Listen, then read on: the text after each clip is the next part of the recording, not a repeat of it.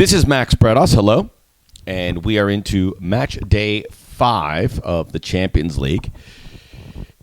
Not a whole lot more that we know than we previously did, which means match day 6 is going to be phenomenal. I can tell you some teams booked their spots to the next round. You had Barcelona, Leipzig. You had Spurs the day prior. So there's a total of 8 teams now that have moved on to the round of 16. So you have 8 spots remaining.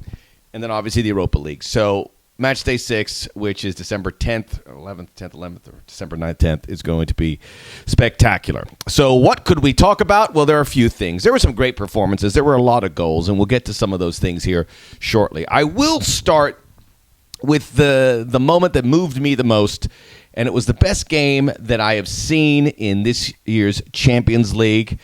It was between 2 teams I don't think are going to last very long in this Champions League, but it was something to behold. Valencia and Chelsea. It was incredible because of, A, the quality of the play, B, the importance of the game. Both these teams with possibilities of winning the group and certainly moving through. As it stands, probably only one will go through at this point.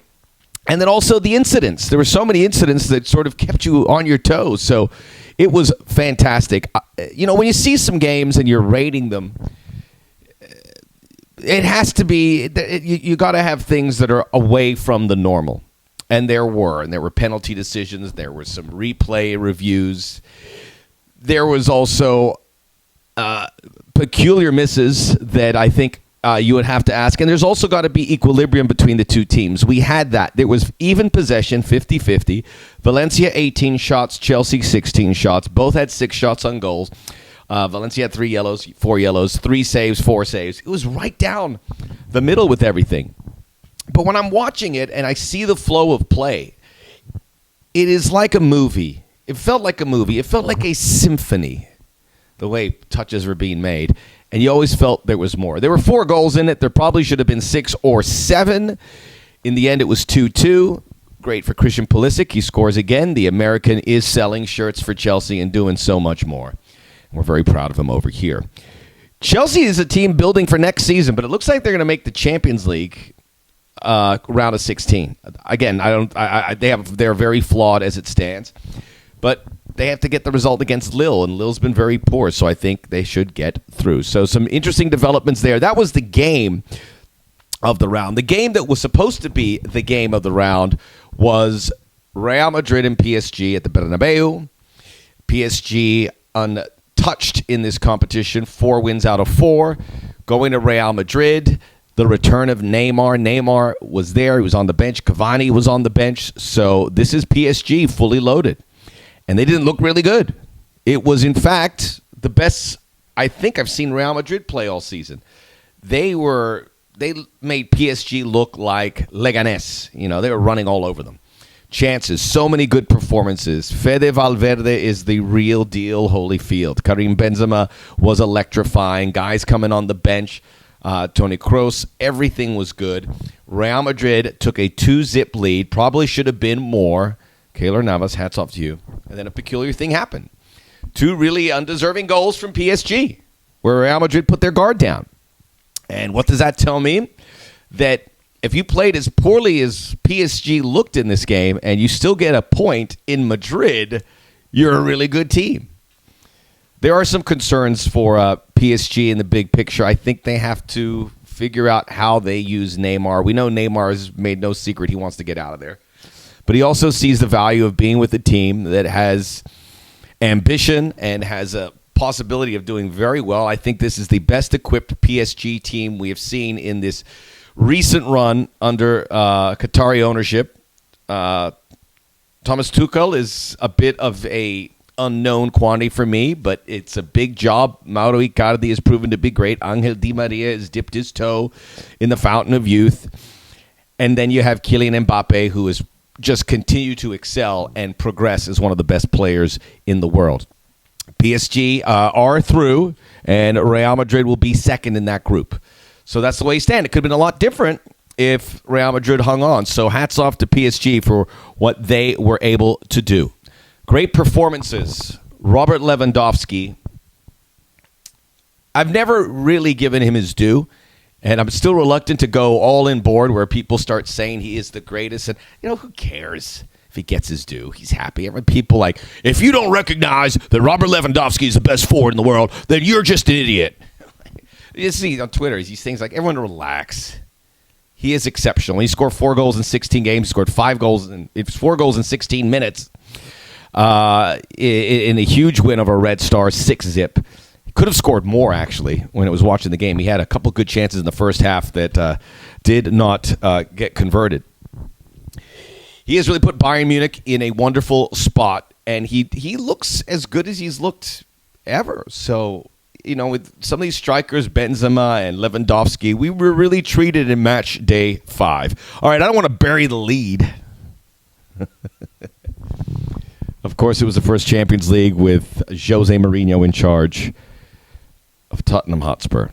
And what a game. They found themselves down 2-0 to Olympiakos after 19 minutes. And Tottenham Hotspur came back to win this game 4-2. It could have been a lot different. There was a horrific defensive play by the Olympiakos defender, which allowed Tottenham to get a goal back right before halftime. If that goal doesn't come, who knows what happens. Instead, you have this incredible second half. This ball boy comes off, throws the ball into the Spurs player. They get the attack going. They score the goal, I think, to make it 2-2, and the rest is history. So they go 4 unanswered, and Jose Mourinho is the talk of the town. Everyone feels all the issues have been wiped away with Jose Mourinho in charge. He's done very well in a few situations. There's some players that are clearly playing better. Dele Alli, Lucas Moura, I think, are guys that look good under the watch of Jose Mourinho. Obviously, there are players that see Jose Mourinho come on and know this guy is a trophy winner, and Mourinho has their undivided attention. Song Heung-min Song is another guy who I think has looked really good, although he always looks good, but I think at ease with Jose Mourinho. It's not the special one, it's the sweet one lately. These videos of Jose Mourinho high-fiving all the ball boy and girls, giving a hug to the ball boy who threw it in there, it was just weird. Embracing all the players, going above and beyond, because it's a huge departure when we last saw him coaching at Manchester United. I like it, and it's working, but ojo, as they say, ojo, as my Cuban grandmother says, careful what you wish for. It's going great now.